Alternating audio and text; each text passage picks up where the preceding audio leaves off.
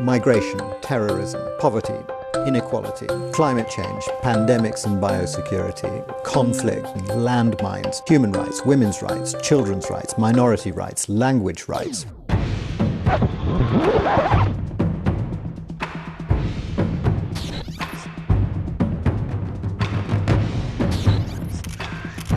The two things that people most commonly associate with a country are A, having a passport, and B, having a territory.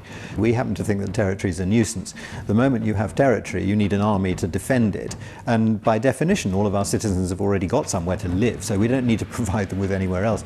And then as far as the passport is concerned, well, yes, we will be issuing passports. And one day, it may well be something that you can actually travel on. The goal of the good country is to change the culture of governance worldwide. For world leaders, that means understanding that it's not enough in this moment in history to just care for your domestic population and your slice of territory. And one of the great things about being a country is that we can behave like a country. We can adopt policies and we can implement them in the international domain. Each citizen of the good country pays $5 in annual tax, and that means that we will have economic hard power. So in certain instances, we might choose to use that economic hard power to drive other actors to the negotiating table.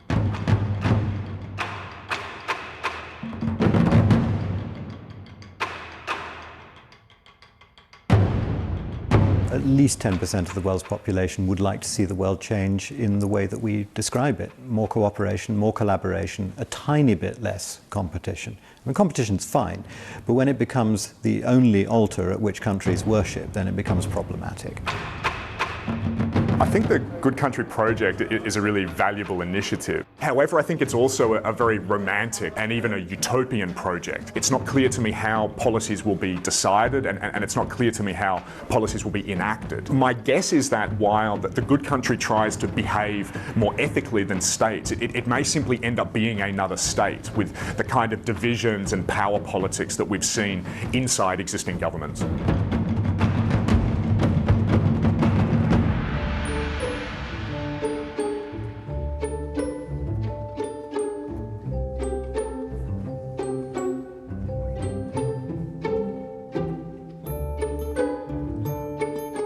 Over the past 50 years, we've seen the creation of dozens of new countries, and so if anything, it would be odd not to see new countries form in the 21st century. Of course, this is a new kind of country, and that is really important because we have a different end goal. And we realize it's not going to be easy, it's not going to happen overnight, but this is a project based on hope.